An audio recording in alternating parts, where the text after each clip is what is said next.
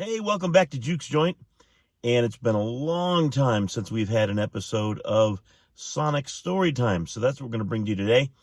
And today's episode is known as The Overachieving Law Enforcement Officer. Stay tuned for the story.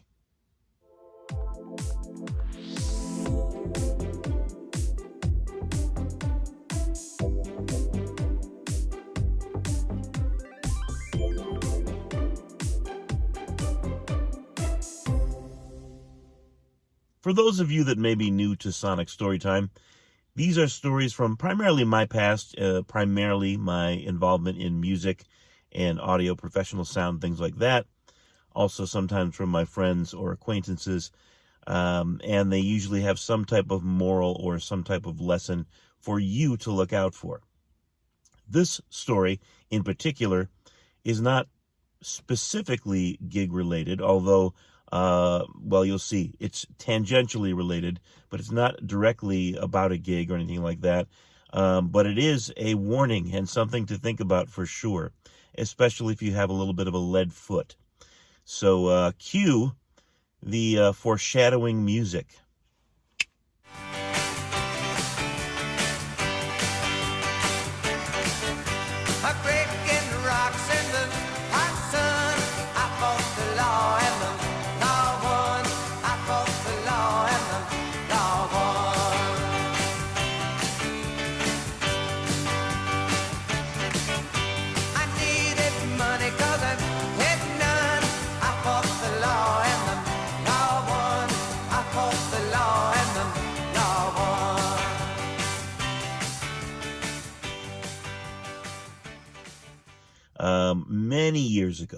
Many years ago, long before I was with Greg Juke and the Mighty No Stars, long before even Mr. Funny, I was with a group called the Mudslingers, and they were a very popular band.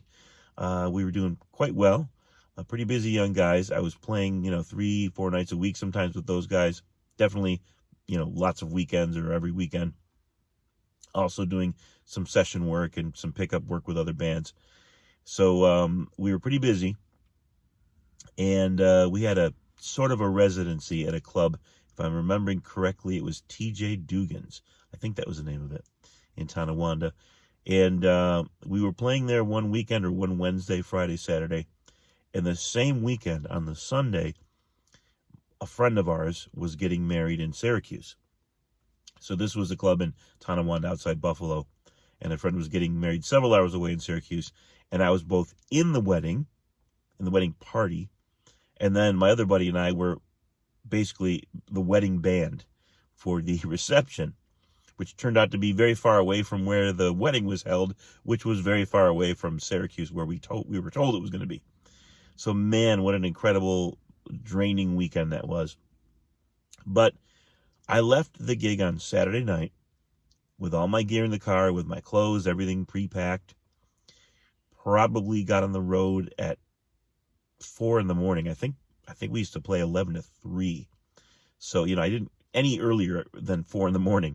Where I'm on the road and I'm trying to get to Syracuse to get maybe 2 hours sleep before I have to get up, get, fixed up and do the whole thing all over again. A full day's work, really, for our dear buddy Ketty. So I'm on the road all by myself on the thruway, pretty much. Trying to stay awake, nodding off, and just try not to get in an accident, kill myself before I get there, and again, get some kind of rest before I have to start a whole nother, another process. And a guy comes barreling past me. I mean, I was driving, I think at the time the speed limit was 55, so I'm driving the speed limit, but I'm definitely pushing it a little bit. And this guy wailed past me. I don't know. I don't remember what he was doing, but it was, probably 80, 85 or more miles an hour. And it occurred to me, I had a thought. I should have had a second thought, but I did have this thought. I said, if a sheriff or a cop does see this guy speeding, he'll pull him over. If I get in behind him, he can't get us both, right?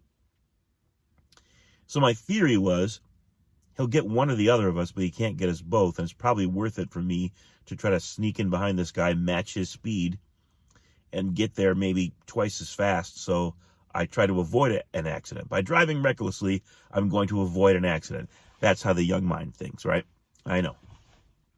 So I do that. I snuggle in behind this dude, and we are barreling down the thruway in the wee hours of the morning, pitch black, and there's nobody else on the road, so I figure it's cool. And there's a place called Montezuma near the Women's Rights National Park, and there's a little bridge there, and that is where you will find, if you're in New York State and you're traveling between Buffalo and Syracuse or Rochester and Syracuse, you'll find that's exactly where the state troopers like to hide. And as we both careened past a sheriff or a state trooper, I forget which was there, snuggled into that little spot at very excessive speeds, I saw the car lights come on. I saw him pull out behind us, and I thought, uh-oh, here we go. He turned on his light, his dome light, and he goes to pull over the guy ahead of me. And I thought, got it. I got him. And I pull out to pull around and carry on my way. And the cop pulls out in front of me. And as I start to pull over, the other guy starts to take off. And the cop pulls out in front of him. This guy had a story to tell about his collar because the dude bagged 2 people that night. But the point is, there was no way I was going to escape that without becoming a serious and major wanted felon. I would definitely be a fugitive from the law. There was no way I could mistake his signals that he was going to get both of us, or one of us was going to get many more cop cars chasing him and probably have a serious issue. So if you ever are of the theory in your own mind that, hey, he can't get both of us, guess what? He can. Keep it in appropriate and safe speeds. Keep it under the speed limit. Try to get your rest when you can and when you need to. And when you're on long distance drives, maybe have somebody to keep you awake or something like that. Just don't try what I did, which was to try to take on the overachieving law enforcement officer, who that night was a very successful overachiever. And that's our story for today.